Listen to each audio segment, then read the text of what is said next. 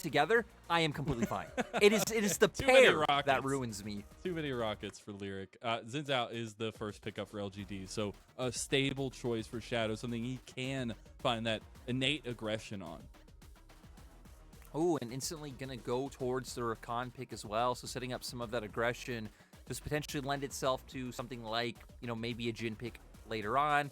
Actually, Rakan has a bunch of pairings, even things like the Ezreal. We have seen Xayah played a couple of times in the LPL so far. But for the side of Ultra Prime, they're going to say, hey, you take whatever support you want. Caitlyn is still left open. We're going to go straight towards this pick. You would expect maybe jungle to be the thing that can come out for Ultra Prime. No! Really like aggressive, going for the Morgana. Oh, they say... it is potentially like bullets are rockets. Who knows? Caitlyn is still gonna fit that niche. First time also played for Elk, so very exciting for this this start of the series. But that Caitlyn Morgana, it's still as strong as you would ever think. Oh, and this is the tried and true duo, right? This is the OG push enemy into their tower, take all those turret plates. Jungle enables you by giving you vision, and it's all about that bottom side. Binding, of course, setting up the trap coming out from Caitlyn. It all works quite well. The interesting thing is seeing Xiaoxi on the pick, since Xiaoxi is known as the aggressor, the engager. I mean, he is Mr. Hook City. He was the guy who, when he came into the league, was picking Blitzcrank left and right. So we're going to see if Xiaoxi is able to pilot this pick to the same level that he is able to bring out his others. On the opposite side, though, we are going to have the Varus coming out into the Caitlyn. So at least going to be able to match range with those arrows coming out. Able to be a bit aggressive level 1 with E-Start, and then at level 6 having some kill pressure that is a bit mitigated by the Morgana Black Shield. It is going to take people like Jhin Zhao to be able to bait out some of these key abilities, whether it is with his W or with his ultimate, the quickness. So you do have tools there for LGD, and LGD are doing what we set up coming into draft, leaning into the more aggressive elements that we wanted to highlight from them. But Mazel, we're still going. Right now, Gwen pick being locked in by LGD. There's so many top lane bans, I think this makes sense. Gwen has just been a standout in the LPL so far. Yeah, absolutely. One last little point. I do appreciate that all the champions going to the bot lane are new for the players, at least in the year. But also, it changes things up a little bit from what we've seen constantly the last week or so. But as we do get to those picks, you do see the Gwen, as you had mentioned. I like this, though. The Gragas locked in for Ultra Prime. Going to go with the top laner that is safe to stand by himself. They are quite AP heavy on the side of Ultra Prime. The Morgana, the Gragas, and the Corki coming out. And now for the side of up, so many junglers banned away. Right now, hovering the Olaf. You do have the Chains of Corruption on the opposite side, so that Ragnarok will be getting a ton of value. And up go with it. They have a strong pushing bot lane to try and enable this aggressive jungle pick coming out with the Olaf. And now for LGD, looking to counter the Corki in mid. We highlighted some of the options. You can look to kind of just shake hands with Cryan, look for the Victor pick, play something a bit more slow, or maybe I'd expect another aggressor coming out. We already hit on both Vex and LeBlanc, I think look better, but oh wow! That's we get a the spicy Echo pick. Coming out. I like it for G2. All right. My big thing for this guy is try to find something stable for yourself in the mid lane. Try to and make sure the rest of the map can play around you. Well, we got the Echo, so I'm not necessarily saying it's gonna be that way. I was gonna say I don't know if I would describe Echo as a champion as stable, especially going up against the Corki. That's what I was looking for Yeji, but hey, I don't know if we're gonna get it. Well, this matchup's going to be really exciting to watch. You'd expect him to get pushed out, maybe bullied a little bit in the early levels. It is going to be a lot about pairing up with his jungler, setting up for those aggressive 2v2s. Before you start to hit 6, you start to get towards your mythic, and then you will have that kill pressure on Corki, and you will win out in side lanes. So we're going to be looking at that matchup a little bit later on. Can Yeji survive the early stages to be able to get there? But you were hitting on it, Mazel. 2 very different comps than we've been getting in the LPL. And I think this spells out a lot of action. LGD's especially wants to be aggressive, wants to play around that bottom side with the Xin Zhao. And heck, for Ultra Prime, it's about enabling Caitlyn and Morgana to do the same. Take those plates, get super far ahead, and then move that artillery siege unit around the map. Yeah, a lot of the similar looking, at least strategies for both teams. Now it's all about execution, right? Seeing who gets down to that bot lane first. Seeing the boxing match that is about to go down between Hacker and Shadow on the Olaf and the Xin Zhao, respectively. I'm so excited. Yes, the spotlight does rely on the junglers a lot for this one, especially get the ball rolling. But when those team fights come around, it's going to be about who is feeling good, who is feeling cohesive, and who's got the shot calling. Because this first game, as you were kind of alluding to, it just feels like it's going to be all-out aggression for both teams. Both teams trying to find their first series win, trying to make a stamp on the spring split, especially Lyric, as we load on to the Rift for the first time of the night. We got 3 series to bring you League of Legends action all night long. The Spring Festival Super Weekend kicks off with LGD versus Ultra Prime. You already laid it out, Mazel. Aggression, the name of the game. Both teams looking to get that done in different ways, though.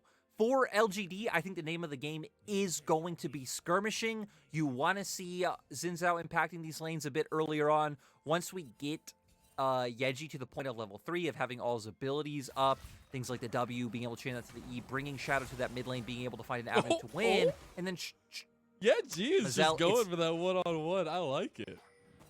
Mazel, it's level 1 Echo versus Corki. No kill is going to come out from this. You're right, though. Nice from him. Making the lane volatile. We see Cryan walking through brush, so taking advantage of the fact where he is in range to be able to trade with those autos. Runes, pretty much stock in standard across the board. And like we were saying, for LGD, setting up those skirmishes, looking to transfer pressure from mid-jungle towards that bottom lane. And as you see, that path is heading down that way for both junglers. The early binding actually land onto Eric. A decent amount traded back, or onto Jin Zhao. A decent amount traded back by Eric. But this is the name of the game for Elk and Xiaoxi. Keep pressure in the lane. Keep that presence up.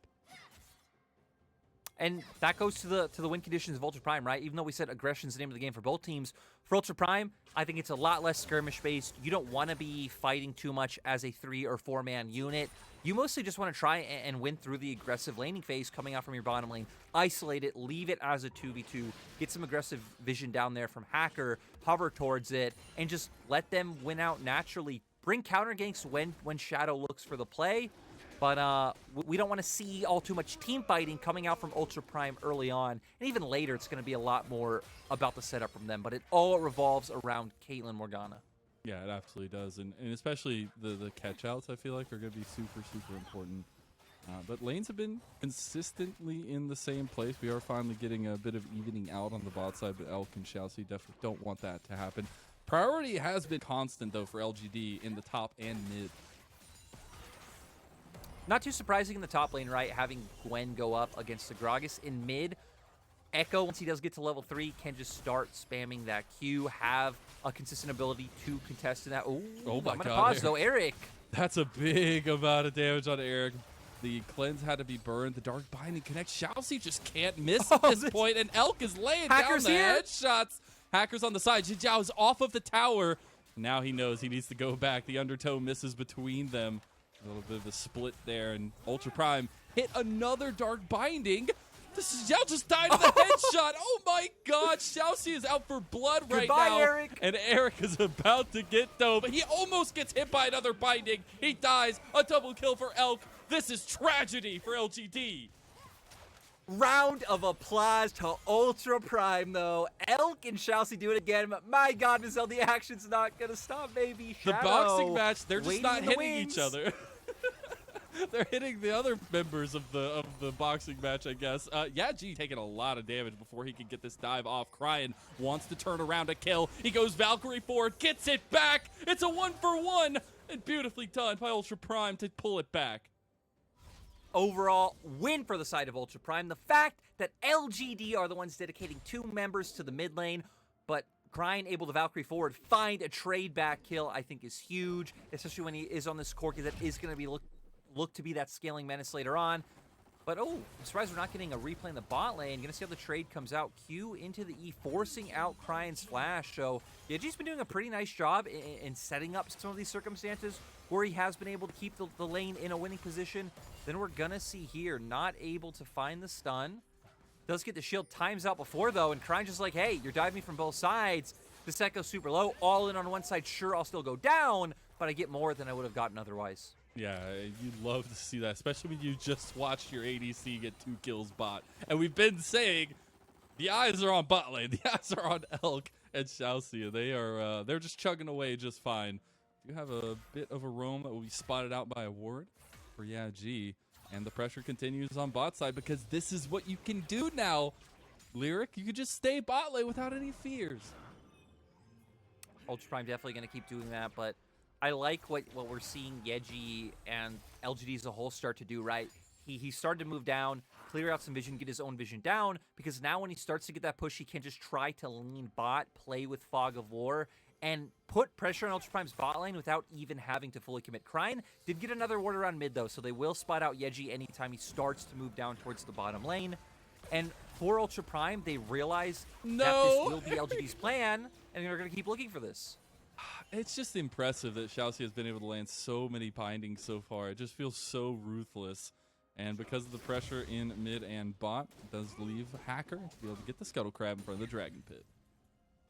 See, though, we are seeing the positive properties from Xiaoxia being Hook City transfer over, right?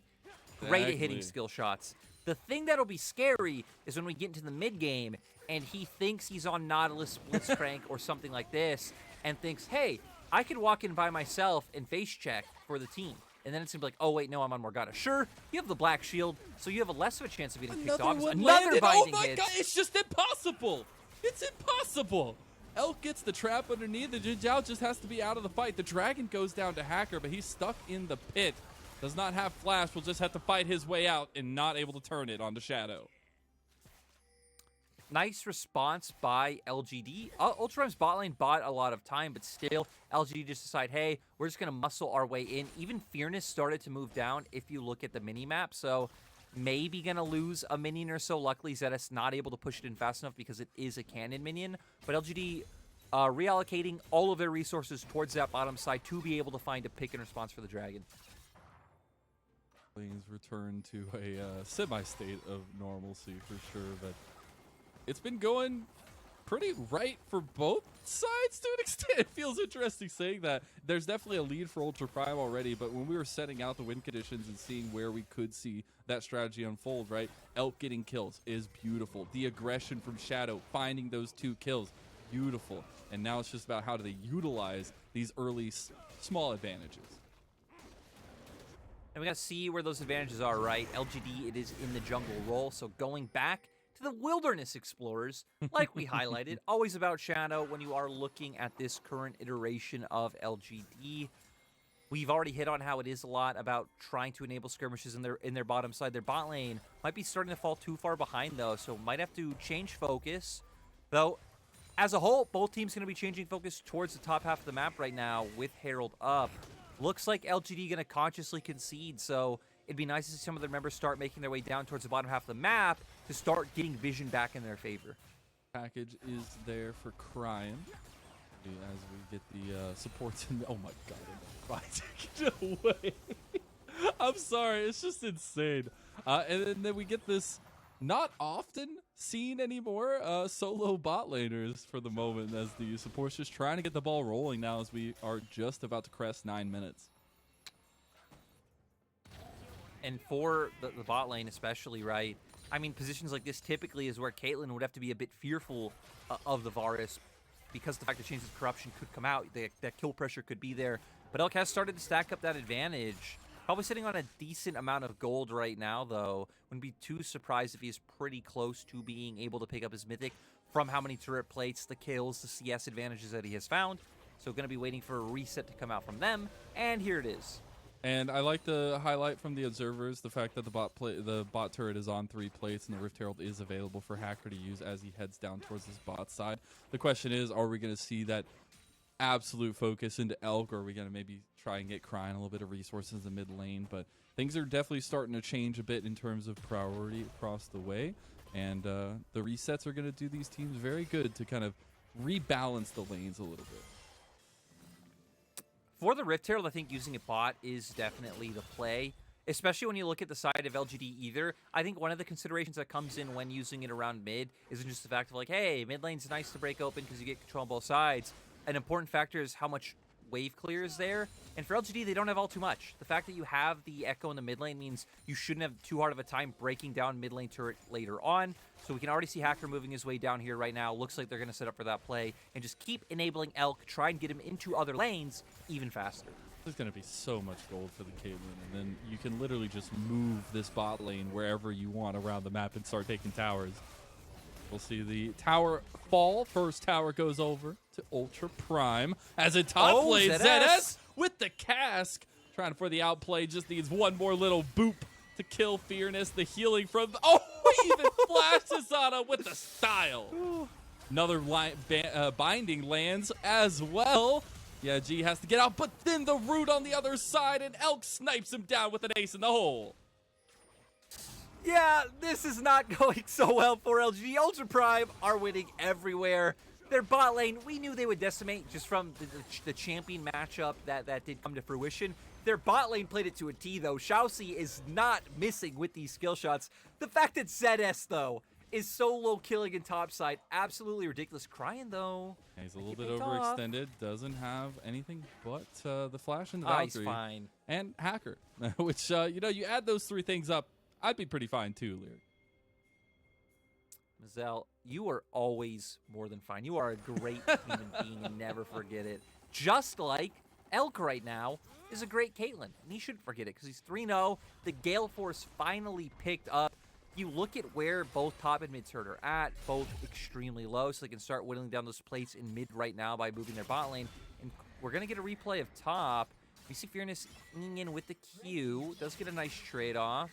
Stays in lane, maybe expecting ZS either getting vision or rotating down. And you could see Shadow is already on his way up, but Fearness getting caught off guard a little bit too soon. Holds the flash for the E, and the kill does come out. As we come back to live, we get another dragon in the belt of Ultra Prime.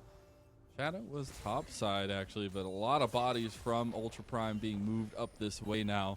And exactly like we were talking about, just moving Elk and Xiaoxi away from the bot lane they've already broken and trying to get some more plates. They do have a little bit longer, about a minute and a half.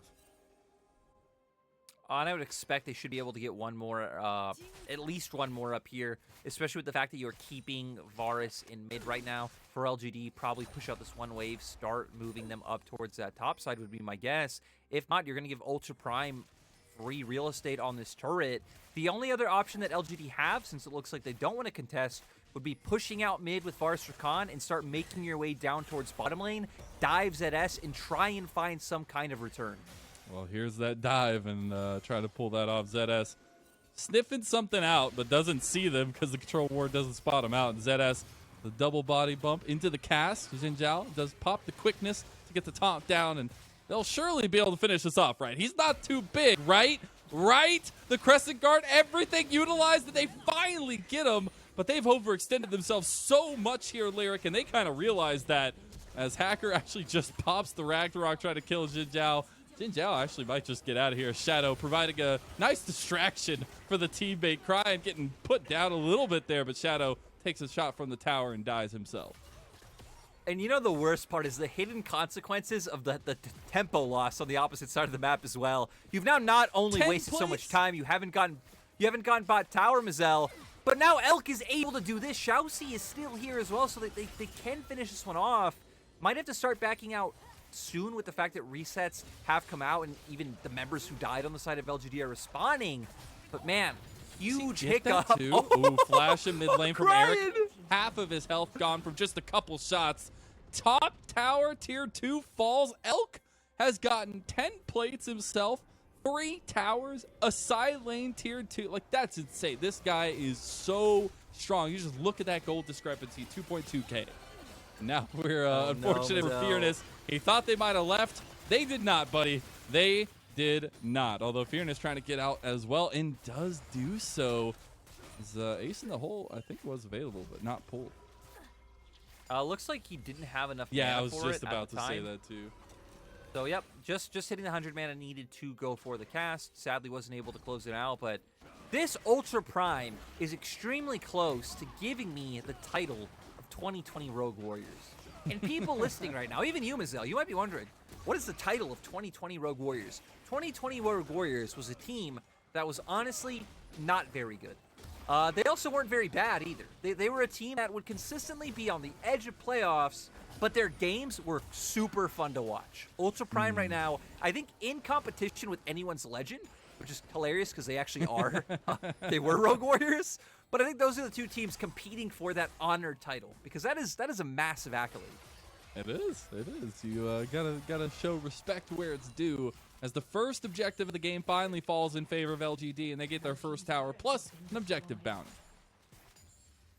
So at least a bit of gold injection back. The problem is the opposite side has a 5k gold advantage. We've already hit on the power spikes coming out from Elk. You look at the opposite side of Eric, only sitting on the Ghost Blade right now. He is not doing any damage. He's gonna be tickling them a little bit, but for the side of Ultra Prime, you don't have to worry too much. Even looking at the rest of the map, though, Cryan already done with the Muramana. He's in a good spot. We've seen him. Doesn't have to fear either Echo or Gwen too ferociously in the side lane. And heck, the other side lane is Gragas. LGD have already tried to dive the Gragas. Yeah, diving Gragas is very, very hard. He is an ultimate. He is damage reduction. He's a dash. He has so many things that can circumvent these plays. And for Ultra Prime, with the fact their bot lane's so far ahead, they will always win out on tempo or objectives on the opposite side of the map. And for me, it's about how Ultra Prime utilize this lead, right? And they do have another Rift Herald available to them with complete neutral objective control, right? And so where is this going to be utilized? How are they going to use this as a distraction? Because we are about to be at 17 minutes. We are about to be at a potential soul point for Ultra Prime. And LGD, while they still have a chance to give up one more and fight for it, they definitely don't want to continue to bleed out like this. When we talk about how Ultra Prime use their advantage, it's going to be all about setup in my mind. They do drop the Rift Herald to be able to pull LG to the mid lane, kind of like you were just hitting on as a distraction. But we know their comp is very fragile, very squishy members through mid and bot. If LGD can find the flanks and find the team fight, we hit on their composition has more tools to fight. Oh my god, Cryan just almost obliterates Shadow straight out of the gate. Jin Zhao has to go through with the quickness just to save his life. Yeah, G, it's a little bit split right now from LGD. He's all by himself in a 1v5 and gets obliterated. There's no hope in that dragon fight, and that's sole point for Ultra Prime. I have no idea what LGD are trying. Well, I know what LGD are trying to do. Cass comes out. Go. The dashes are there for Jin Zhao. ZS with this sparkly plays, unable to find it in the end. Zell, so the idea that LGD have is like, okay, we need to try and get in the river. We need to find these flanks because we were just hitting on. They have very squishy members on the side of Ultra Prime. You have a ton of AoE damage tools, AoE lockdown for LGD. Maybe not as good of a front line because ZS has been able to just play this game just fine and is the only true tank on the Rift right now, but still, the coordination was so weird. I'm sure we're going to get a replay. I don't know if we need or want to replay as it was just members of LGD jumping in one by one, but right on cue. You know, Mazel, yeah, Shadow posturing forward. If you look at where the other members of LGD are, Eric trying to back off to get the honey fruit, Jin Zhao being like, hey, I need to go in now to save my jungler. And then Yeji, I mean, again, I don't know if he's playing with locked cam and didn't just see what happened on that top side and decided not to just be like, oh, okay, my jungler's going in a bit too soon, I'm going to back off. And just completely runs it, I feel like would be the political way of putting it. Well, and for a player that, I was saying I wanted to see some stability out of, I wanted to see them be able to play outside of Yaji and have him as a supporting role to an extent. Not going to happen this time around on the Echo mid, but it is definitely a rough game for this LGD squad. Ultra Prime just putting the pedal to the metal at this point, which they can with a 7k gold lead. And for LGD, it was a bit expected coming into today's series. I definitely think them and TT have looked like the kind of set bottom two teams in the league right now. I do want to preface right now because, again, there's a lot of time going into Chinese New Year that could change that. Absolutely. And it's time for change there, and that's a time for change, rather. I will say this is a bit overzealous for Ultra Prime, but they have ZS in the back with the cast. Only hits 3 and separates them just a bit, but Ultra Prime feel the need to back away. Elk is putting down some traps, trying to separate the space here, and able to put down some poke as well. Those needleworks doing some work, though, themselves. Yes! It's LGD finally finding some kills. Will they be able to clean it up, though? Yeah, G has to use the chrono break, and it's going to be a couple kills to LGD. A 2-for-1 trade for the side of LGD. That is what they're looking for. Ultra Prime getting a little bit ahead of themselves. Despite the fact that the gold lead is 9K right now, you do still have that lockdown, that AoE damage that we were hitting on, like we saw from the needlework in that fight. LGD sadly not going to be able to turn it into any objective. Members of Ultra Prime are still on the map. The only thing really up would be something like a Baron play, but that would be way too hard. But we're going to jump straight into the replay because Hacker walking in, ZS coming in from the opposite side, so it seems like they wanted to try and find some sort of pick.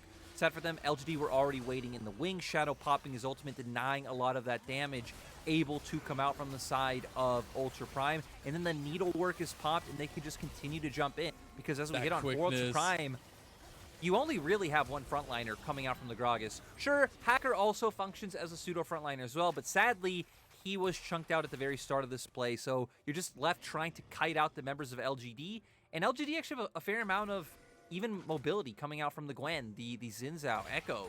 Heck, everyone except your AD carries is sporting some kind of mobility. Yeah, I want to take a moment to highlight a couple key pieces for LGD, especially. We've already put a lot of the spotlight on Shadow. He's doing well in the Xin Zhao. It was a perfect pick, I feel like, for the style he wants to go for. Just trying to put out some fires across the map. The other standout to me so far has been Xin Zhao. I think having these incredible grand entrances, the quicknesses to back off the engages from Ultra Prime, it is key for LGD to have a hope of staying in this game. And the Rakan performance has definitely been impressing me so far. In Xin Zhao's very short stint as a support, you know, he's kind of weaved out over the past year and a half of, I'm playing support, I'm playing AD carry, playing support, has stuck with it now. I think Rakan has looked like his best champion just overall throughout that time. Still, though, Mazel did get hit by quite a few bindings, maybe even more than quite a few. It's everybody's got to have a healthy breakfast, okay? I guess that's not champion specific, though, right? Regardless of who he played, those bindings probably would have hit. Probably, no matter who was in that position. We did have the TP utilized. Oh my God! Yep. So how you liking Corky now, but we do have a setup for the next dragon here. Serious, and this is going to be a tight one. LGD need to fight this. And, I mean, for LGD, they're not going to be able to walk in. You don't really have any members who can walk forward. You need to chain with these flanks. Yeji trying to come in. It's too little, too late. Shadow has to pop the Crescent Guard. They get the flank there with Yeji. He's just taken out, and it's a slow but steady burn. Elk is untouched. He's firing the headshots away, and Fearness all by himself dies. LGD lose another fight. They lose the soul. Here comes the snipe, and it's a kill. Domination from Elk. And now for Ultra Prime, they have the soul. They have the kills. They're going to be able to make their way over towards this Baron now. And if LGD thought the siege was oppressive before, man, is it going to get a lot worse now. I am just living the dream here, being able to say these ADCs are popping off in 2022. 7-0 right now for Elk. Was the main carry we wanted to focus on for Ultra Prime coming into this with Xiaoxi in the bot lane, and they have proven us right as we get a replay of that dragon fight. The massive thing is parallel convergence locks down 2 for Yeji. Sadly, Elk is not one of them, so Elk just able to kite out the fight on the opposite side. Also, Cryan able to play with some relative safety. Sadly, as we saw in the beginning of that, the cast kind of throwing Shadow into some of the other members of Ultra Prime, I think, did lend itself to people like Hacker falling down. But, you know, it happens. You already have a 10K gold lead. Yeah. One person goes down at the end of the day, not too big of a deal. I think the sad thing in that replay is you see the glimpses of if this game was even at this point in time, right, LGD's comp would actually be pretty strong. They would be the ones winning out in these team fights. The Echo especially would be doing so much work alongside that Gwen, but shows how much Ultra Prime hit on their win conditions of enabling the bot lane destruction to follow through. And heck, shout out to ZS as well, just for still surviving that laning phase, getting that solo kill, and not being a liability in a hard matchup. Oh, Eric, I'm sorry. I'm sorry for what has been done to you. They're just taking this in-him tower. There's nothing that LGD can say or do about it. 3 items plus for a majority of the team, right? And the carries itself. When you get to a position like this with a double marksman composition, it is so oppressive, and we've seen it the entire game long, it feels like, but especially at this point with this Baron buff, Ultra Prime want to finish this first game pretty quick. Edgy though, Mazel. Keep your eyes on the Echo. He's got the flank here. We've seen it try to pull off a couple times, but not able to be so. And there's the quickness. Beautifully done. There's the engage from Yaji, but he's engaging all by himself, and LGD are completely split off of it. The 5-man turtle is coming out strong for Ultra Prime, and we're going to be getting the TP reset coming back into the fight as they are sticking around. Health bar's full. That Ocean Soul doing wonders. And ZS with the massive cask in that last fight, he actually knocked away both Shadow and Jinzhao as they were looking to coordinate with Yeji. Like you said, they're going in though. Looking for the end. They are surrounded here. Yaji on the flank yet again, but as you said, it's not an even game, so it's impossible to pull those off. Shadow just dies. The Baron minions are still under tower, and the towers are falling one by one. And Ultra Prime, they realize there's a flank, but it doesn't matter. They have won this game. It's just a slow and steady win that they will ensure now, and killing the last couple members remaining of LGD. And game number 1 in spectacular fashion to kick off our Spring Festival Super Weekend will go to Ultra Prime. Despite their 0-3 scoreline, Ultra Prime definitely were the favorites coming into this series. In their previous series, they did show signs of life. They took games off both EDG and Top Esports. They had a competitive showing in their 0-2 loss to LNG. Nice to see them bounce back against a much weaker team